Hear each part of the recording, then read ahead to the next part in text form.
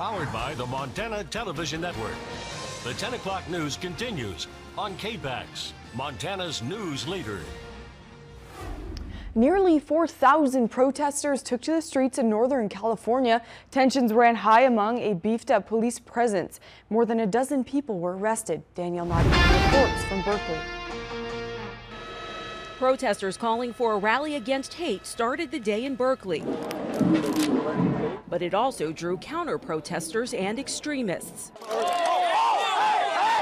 After the deadly rally in Charlottesville, Berkeley police were out in full force, cracking down on anyone looking to incite violence. They killed a woman in Charlottesville, and the president couldn't even say that was wrong. Berkeley police say about 4,000 protesters showed up, causing chaos at times. They arrested 14 people within the first few hours.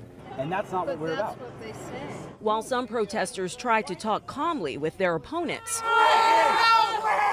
others became hostile. Jesus ain't gonna come and be your savior today. I don't hate you at all. The crowd was a mixture of protesters from different sides, ranging from the alternative right to anti-fascists.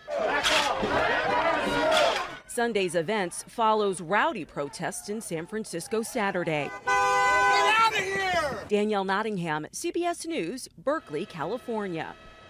Controversial right-wing figures Milo Yiannopoulos, Ann Coulter, and Steve Bannon are expected to speak at UC Berkeley as part of the university's Free Speech Week next month. And new tonight, after a year of preparation and fundraising, 11 middle and high school actors, along with parents and chaperones from Belt, traveled to Scotland to perform at the world's largest arts gathering, the Edinburgh Festival Fringe. When the group found out that they had been selected to perform at the prestigious arts festival, they began fundraising and had to raise $110,000 to make the trip. They flew into London on July 29th and caught a workshop of Much Ado About Nothing at Shakespeare's Globe Theatre. They then watched the Royal Shakespeare Company perform the same play they were performing at Festival Fringe, The Tempest. For many of the students, this was their first time across the pond, and the trip made a huge impact on their lives. Really impressed with how dedicated some of us were, like just getting there, showing up early for practices, fundraising, all that. I think I'm exceedingly proud. I think we did an amazing job. I think we went there to a place of the best, of like professional quality, and we held our own very well. They performed Shakespeare's The Tempest 4 times at the Festival Fringe and received praise after their performances. The players are currently juggling between a tragedy and a comedy for their next play.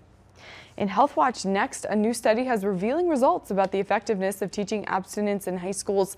And we'll head to Butte for this week's Under the Big Sky, where one couple is especially proud of their hometown. Stay with us.